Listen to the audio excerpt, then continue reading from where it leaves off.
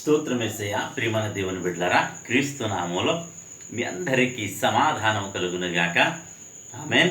ప్రతి దినము దేవుని వాగ్దానం అనే ఆత్మీయ చక్కటి కార్యక్రమంలో మిమ్మల్ని ప్రేమపూర్వకంగా ఆహ్వానిస్తున్నాను. దేవుని బిడ్డలారా, ఎలా ఉన్నారు? బాగున్నారా? ఉదయాన్నే లేచారా? ప్రార్థన చేసుకున్నారా?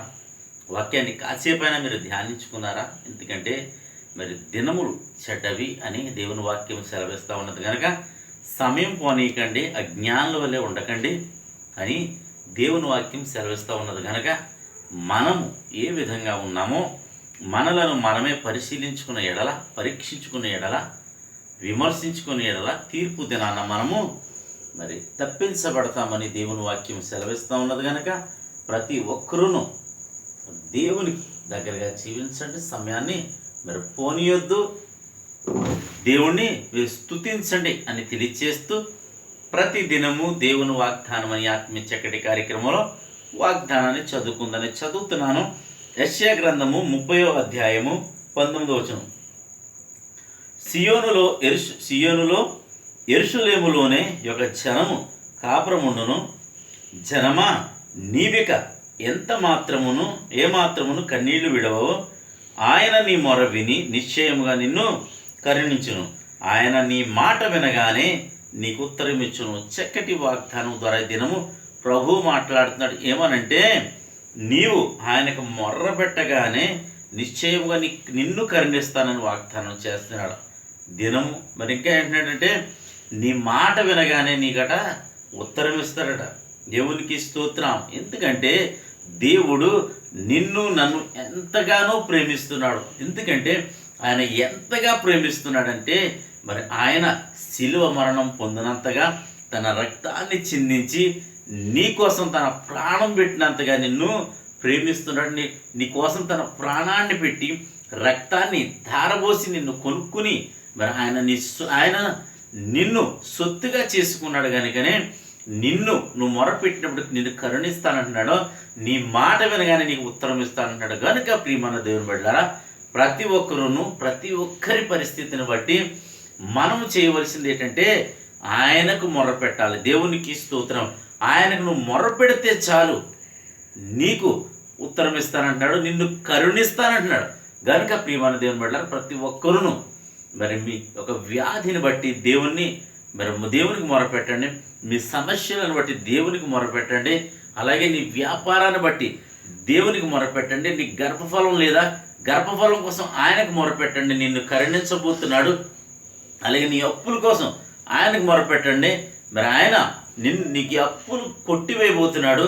అలాగే నీ ప్రతి బిజినెస్ కావచ్చు, ప్రతి వృత్తి కోసం కావచ్చు, వ్యాపారం కోసం కావచ్చు, ఉద్యోగాల కోసం కావచ్చు, ప్రతి విషయంలో మీరు ఆయన కోసం మొరపెట్టండి. ఎంతమంది కుటుంబాల్లో సమాధానం లేదు, భార్య భర్తల మధ్యన కావచ్చు, బిడ్డలో తల్లిదండ్రుల మధ్యన, తల్లి బిడ్డల మధ్య కావచ్చు, బంధువుల్లో మరి ఎక్కడైనాను సరే మరి సమాధానం లేకపోతే ఆయనకు మొరపెట్టండి. ఆయన నిన్ను కరుణించబోతున్నాడు. నీ మాట వినగానే నీకు ఉత్తరం ఇవ్వబోతున్నాడు అని తెలియచేస్తూ దేవుడి మాటలు దీవించునుగాక. ఆమెను ప్రార్థన చేసుకుందాం. స్తోత్రము తండ్రి, వందనాలు యేసయ్యా. ప్రతి దినము దేవుని వాగ్దానం అని ఆత్మీయ చక్కటి కార్యక్రమంలో తండ్రి మీరు ఇస్తున్న వాగ్దానం, మీరు ఆయనకు మొరపెట్టిన ఎడల ఆయన నిన్ను కరుణించిన వాగ్దానం చేస్తున్నాం.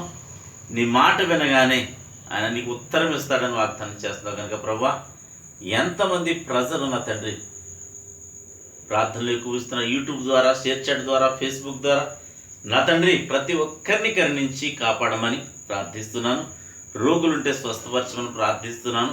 ఆయా సమస్యల్లో, పోరాటాల్లో, నిందల్లో, ఇబ్బందుల్లో, అప్పుల్లో ఎంతమంది అయితే ఉన్నారో వారందరినీ మీరు కరుణించి నేను వారికి విడుదల ప్రకటిస్తున్నాను. విడుదల దయచేయమని ప్రార్థిస్తున్నాను.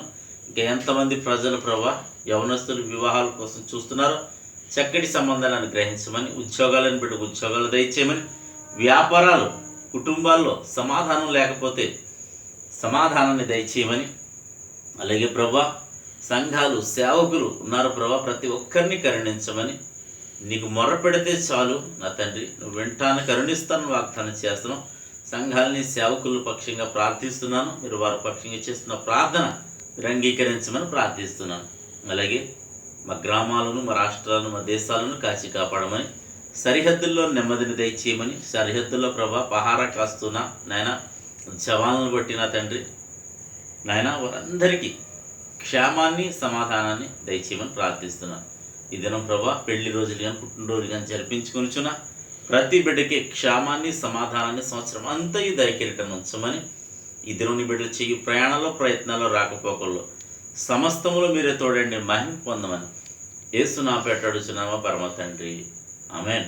నేను నమ్ముతున్నాను ప్రియమందిని బిడ్డారా, ప్రభు మీతో మాట్లాడి మిమ్మల్ని బలపరిచారని నమ్ముతున్నాను. దయచేసి ఈ వీడియోని లైక్ చేయండి, షేర్ చేయండి, ఛానల్ సబ్స్క్రైబ్ చేసుకోండి. నిన్ను నీ కుటుంబాన్ని దేవుడు దీవించునుగాక. ఆమేన్.